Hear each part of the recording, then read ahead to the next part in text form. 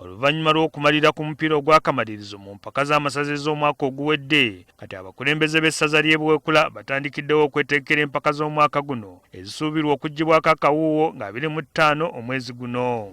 Bano olwaleero banjudde ttiimu y'abatendesi abagenda okutendeka ttiimu eno nga bakulemberwamu Frank Mulindwa eyabatuusa ku fayino y'omwaka oguwedde ne bagattako ne Hamza Muwonge eyaliko goalkeeper wa Uganda Cranes n'abalala babiri. Coaching staff yaffe ekulibwa Mulindwa Frank ne ba manager abalala kuliko Mr. Frank kuva yaliko kutoro amyuka golola tulina omukulu Hamza Muwonge senior abaddeko ku national team.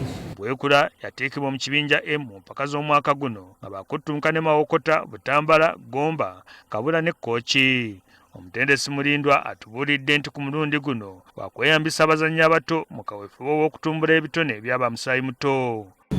Nzikiriza nnyo mu development era njagala nnyo okusambiza kwabo abasambi mu bwe butamanyi nakikole Busujju nekikole Buweekula sizoni ewedde ne sizoni eno. Buweekula era banjudde kampuni ya GTC Cargo ng'abavujjirizi ba ttiimu yaabwe abakulu wadde nga bakyetaaga obuyambi okuva mu makampuni amalala. Tournament eno nkulu ebyomuzannyo nabyo byakufuukira ddala mulimu.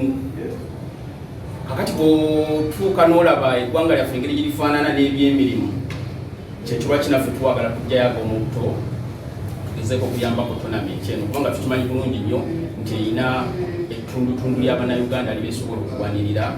Empaka z'amasaza ez'omwaka guno zaakuzanyirwa mu bibinja 3 nga bya ttiimu 6-6. Sam Mpoza, NTV.